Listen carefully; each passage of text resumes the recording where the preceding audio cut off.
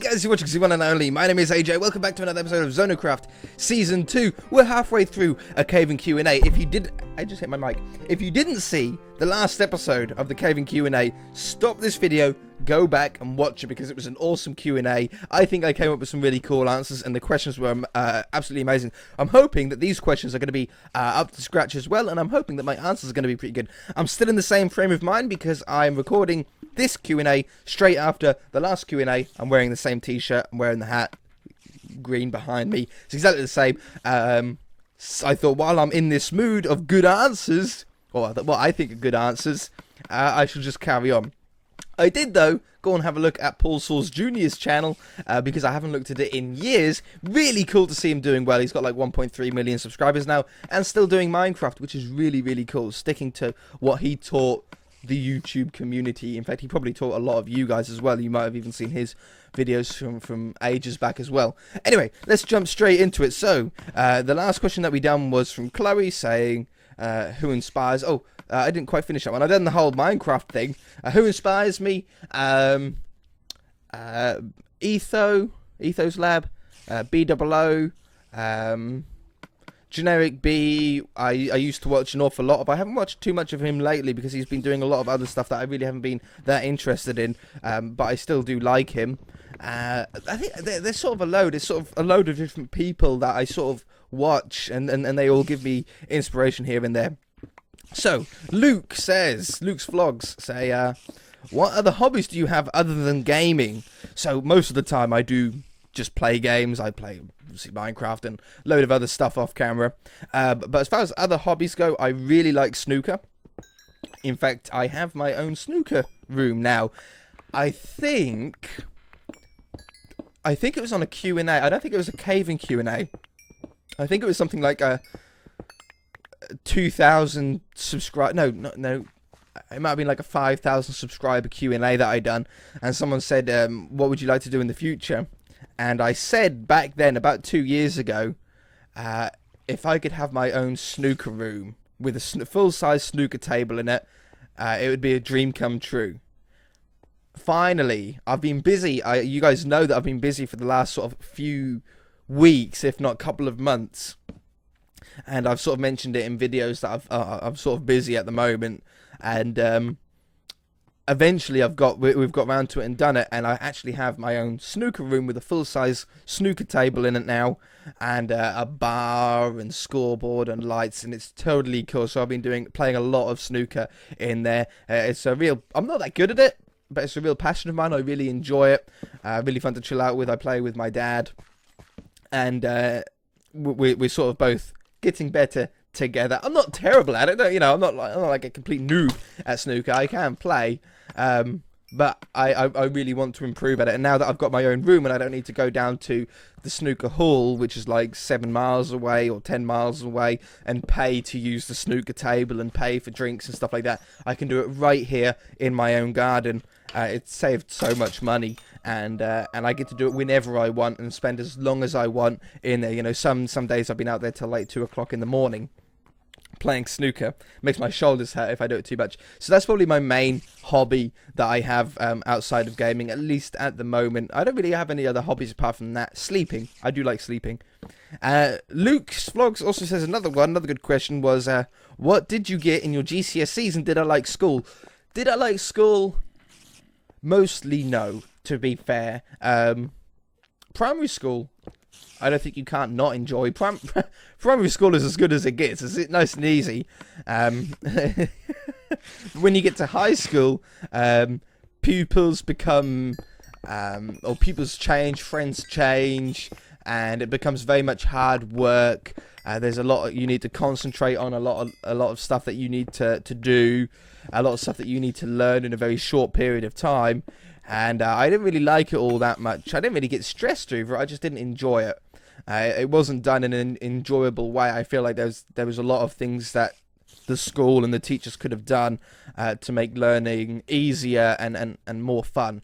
I know I'm not an educational channel, but I do like to, in some episodes, like teach little things about certain bits like physics and space and stuff like that. Just here and there, I sort of throw in really cool stuff because I suppose that's another hobby of mine is space. To answer your other question, Luke, but you know, I like to throw in these sort of space questions and these sort of educational things, but not in an educational, boring way. I like to do it in a fun way, and I feel like my school could have done teaching in a better way. But as far as my GCSEs goes, I didn't do too bad. I got an A star in media, which is like cartoons. It was like a cartoon sort of mostly GCSE. If you don't know, if you're in America, GCSEs are what you get in high school at the end of high school.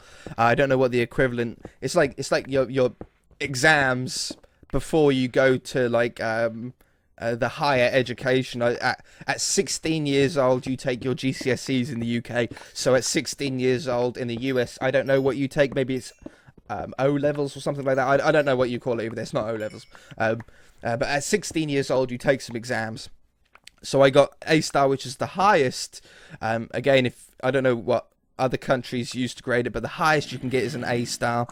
And I had a lot of fun with physics. In fact, the exam for physics, for media, sorry, the exam for media was I had to sit down in the big exam room, you know, with all the other pupils, and we had to watch a film, or we had to watch an hour of a film, and then for half an hour we had to write down what happened in the film, and that was it. So that's probably why I got an A star, because I'm really good at watching stuff. I can watch a film and then tell you what happened, not a problem. So yeah, that's what I done, and I got an A star for it.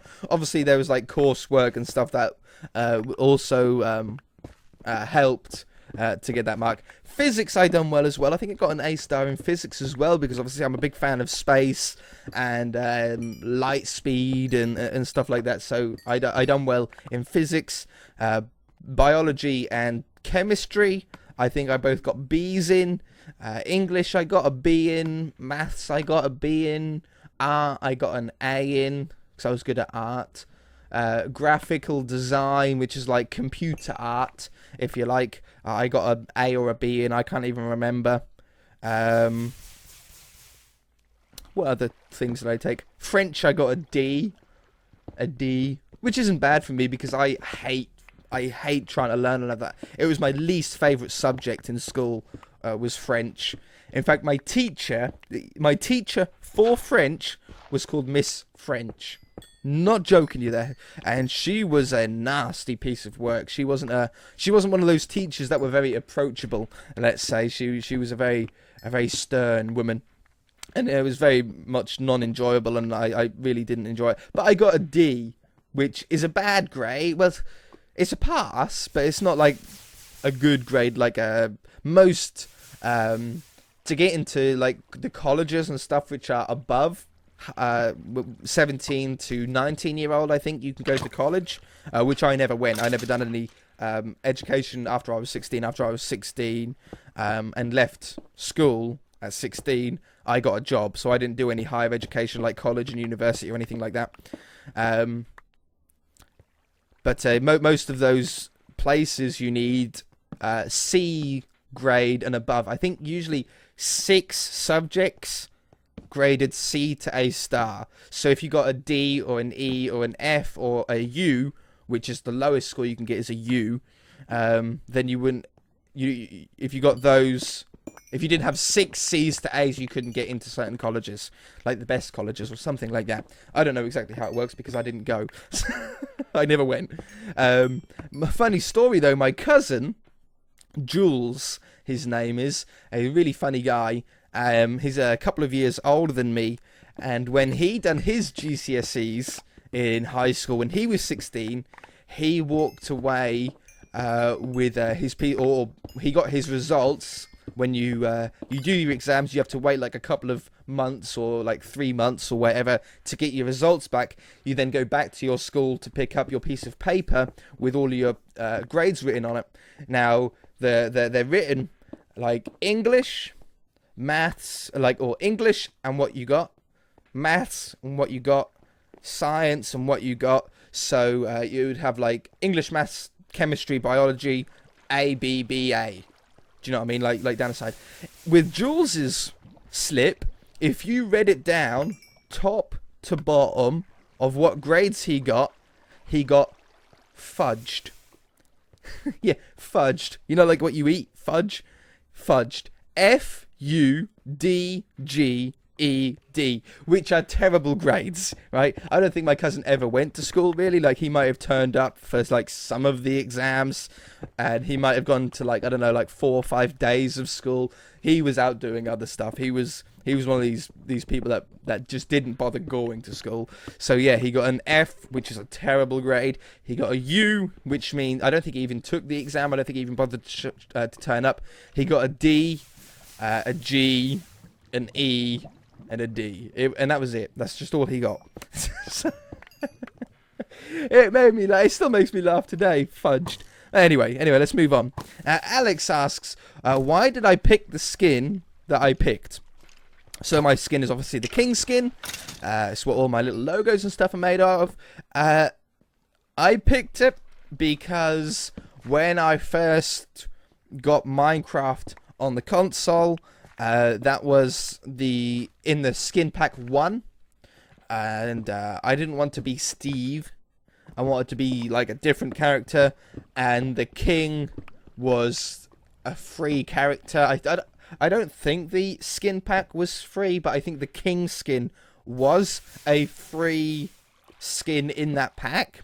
So I chose that one because he was like the coolest looking one out of the whole skin pack. And 2, he was ginger like me.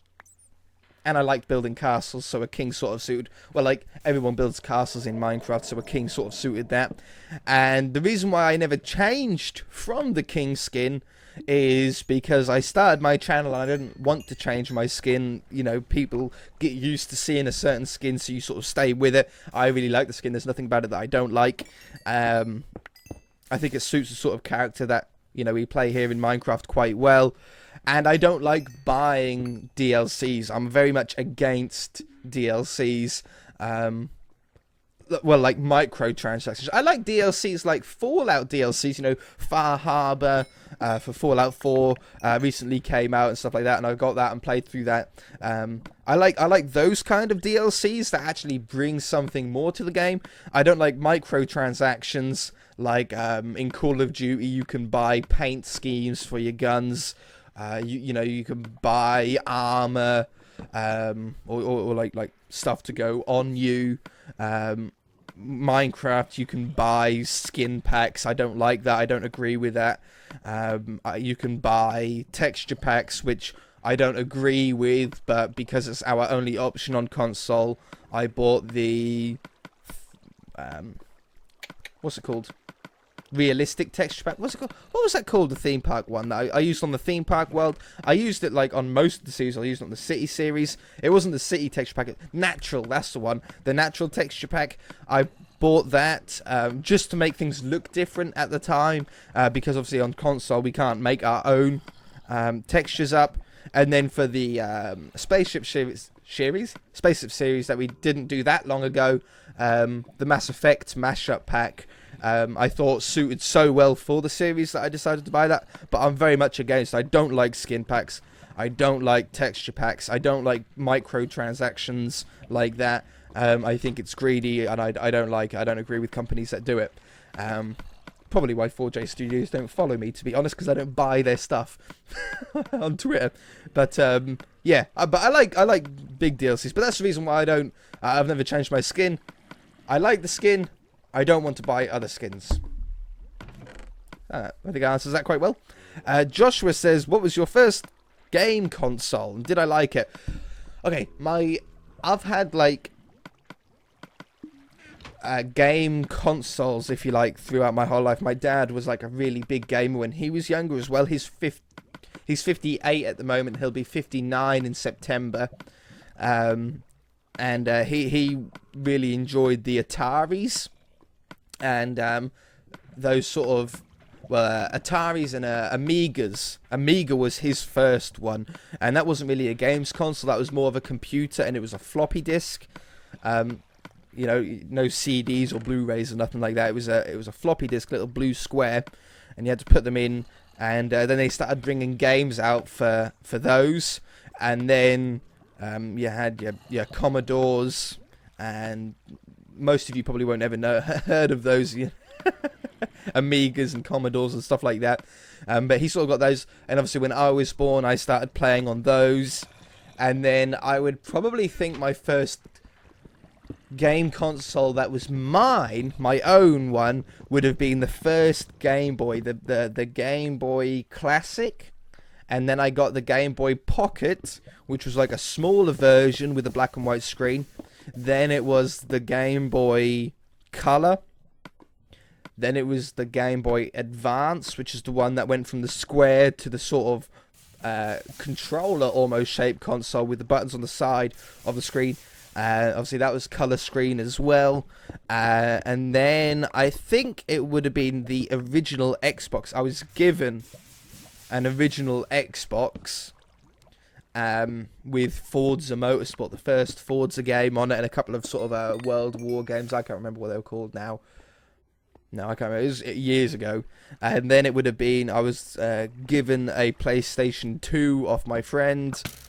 And then the 360. And then PlayStation 3, then Xbox One and PlayStation 4. I don't think, well, there would have been other consoles. Oh yeah, I had a DS Lite. I never had the original DS, but I did have the DS Lite. My fiance's got a 3DS and a DS XL. I can't keep up, there's loads of DS's. But yeah, I had a white DS Lite. Any other consoles that I had, I can't remember. But the first console that was my own handheld would have been the original Game Boy, and the first console, as in like TV console, would have been the original Xbox that I was given. So yeah, I've had a lot of consoles. There hasn't really been many consoles that I haven't had. I never had a GameCube. I don't think I ever had a GameCube. Anyway.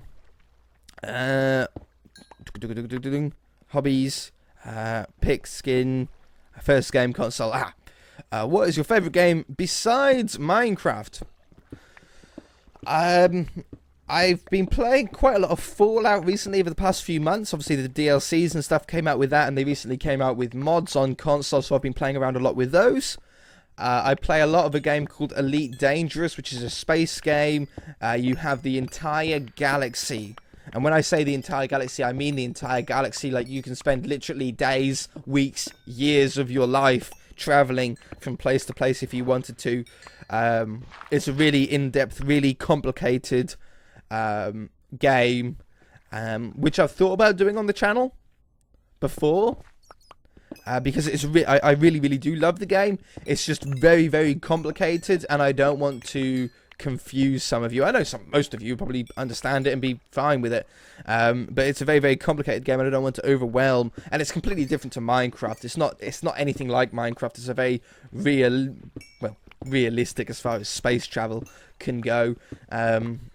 Online game, so there's obviously a load of other players about, and you need to be careful of those, and you can battle other people, and there's bounties and missions, and it's crazy. It's like a MMORPG sort of, in a way, but there's factions and crazy. That's probably one of my favourite games recently as well. I always play a lot of that. Hearthstone I play, and apart from that, I haven't really been playing that much. Like, I play like loads of like small games here and there, racing games and car building games and engine building games and Euro Truck Simulator and Elder Scrolls games. And I'm looking on all my games list now. There's bunches of them. There's loads of stuff. But as far as my favourite game at the moment would have to be Elite Dangerous Horizons. It's called Elite Dangerous Horizons. Maybe look it up on YouTube. Maybe you'll enjoy it. Darkific Gaming says, AJ, if you can bring or make a new item or block or armor from a different game or made up, what would it be? So we've done the new block, which is the coconut block, in the last video. Crazy cool idea. I still want to get someone to make that mod for me. And the item I'm going to say is the chisel. So armor. If I could bring a new armor, he says, from either a different game or made up. So from a different game, let's sort of do let's do like a changing it slightly from a different game. In the Elder Scrolls game, the two best armors, if you like, glass armor, which is like this green glass, really cool looking, almost transparent armor in the Elder Scrolls games, Oblivion and Skyrim and etc, etc. And that's for people that want to do the sort of light armor route. And then you've got heavy armor, which is it's a stronger armor, but it weighs more and it's slower. And the best armor in Elder Scrolls games is Daedric armor. So in Minecraft terms, Daedric armor would be netherbrick, netherrack, netherbrick.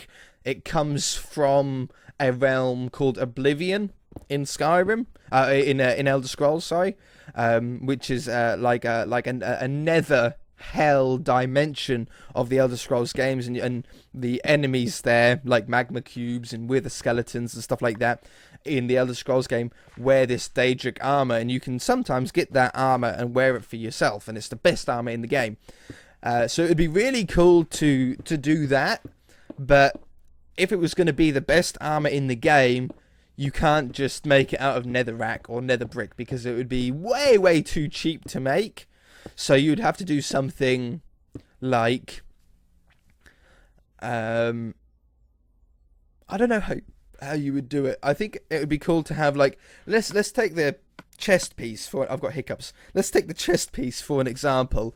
And obviously with the chest piece, you do a like U shape and an item in the middle. Yes, so you have all the blocks in your crafting window and your crafting table covered apart from the top middle one. Yeah, so let's say to make the nether brick one, or you know, the nether armor, the Daedric armor, you'd have to have like a U shape of nether brick, and then the middle spot you'd have to make something. So you'd have to, I would say, put 9 diamonds to make a diamond block, and then you'd get the diamond block, and you would put 4 gold blocks in each corner and 4 iron blocks around the side. So it would be a diamond block in the middle, 4 gold blocks in the corners, and then 4 iron blocks in the top, bottom, left and right.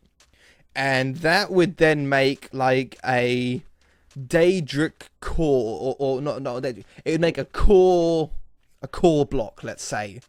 I don't know. And it would make this like square block, which is like a mix of diamond and gold and iron and stuff like that.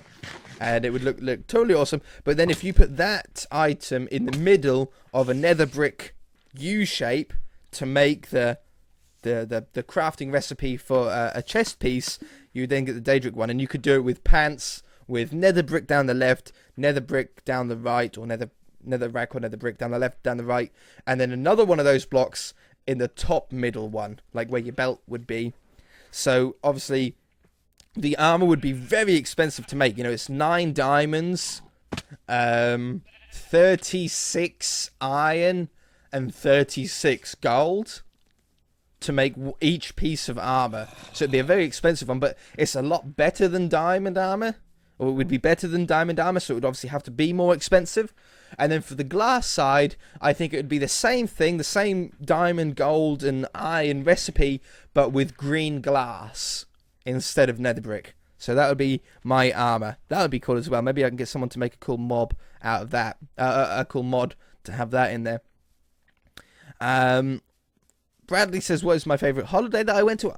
Well, I've never been abroad, so I've never really been, like, on holiday like that way. But yeah, I suppose as far as a holiday goes, I did go to London once. I know this isn't really a holiday, but I went with a friend and went and saw a comedian called Russell Peters many years ago when I worked with him, and he lives in Canada now. But I went with him down to the O2. It was called the O2 then. I don't think it's called the O2 Arena anymore in London. I think it's called something else. It was called the O2 back then, and I went and saw him. It's the furthest thing to a holiday that I've ever had. down in London. It was only for the one day, but I enjoyed myself. So that's sort of the closest thing to a holiday I've ever had. I've been up to Scotland a few times. My parents got married up in Scotland, and that was like a one-day thing as well. We travelled up to Scotland, they got married, and we travelled back all in the same day. I don't know, bit of both. Luke Fowler asks, different Luke this time, what is your what was your first car and what is your current car? Oh wow, we're really like out of time. Oh no, I can't do another Q&A. I haven't got time. Okay, my first car was the first car that I could actually drive. I have had many cars around my land. I like private vehicles that I could drive on my own land, in my own garden, not on the road obviously, because I was like 9 years old or 11 years old and stuff like that. But my first car that I could legally drive on the road was a BMW 3 Series 1994 model, 1 year after I was born. Really cool shape. It was black. It had it was like something out of Fast and the Furious. It had like a body kit on it, and it had big speakers in the back. It had like 3 TVs, 4 TVs, 1 TV in the boot, 1 TV inside, 1 TV where the radio was. It had an Xbox 360, so you could play while you were driving. Not while you were driving, but you could play, you know, in the car. It had Wi-Fi inside of the vehicle. It had engine upgrades. It had big diamond cut alloy wheels on it. It had what was at the time called angel headlights, or some people call them halo headlights. So instead of like one bulb, it had like just a ring around the outside. A lot of BMWs and Audis and stuff have them standard on their cars now, but at the time they were a modification. Tinted out windows, and a lot of fun. My current car is a Vauxhall Cascada, which is again black. I've only ever owned black cars. I've owned 3 cars in total. The one in between was a van. I had a black van in between it.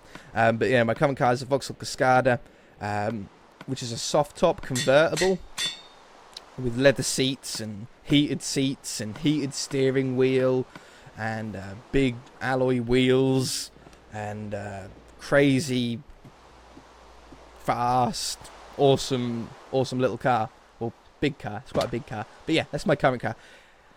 Anyway, I'm out of time for this second Q&A, and I do have some more questions. Can I do a third Q&A? Do you guys mind a third Q&A? I don't know if you will. Will you mind a third Q&A? If I do a third Q&A, I'm going to have to actually find some more caves, because I've done that. I recorded like an hour's worth of caving footage, and obviously that would be used up in these 2 videos. So I'm going to have to do some more caving, which isn't a problem. I can always do some more caving, and then do the third one as well. Yeah, we'll do it. Why not? I've got enough questions for a third Q&A. If you guys enjoyed it, hit that like button. If you haven't already, then feel free to subscribe. We shall see you in the next Q&A caving video.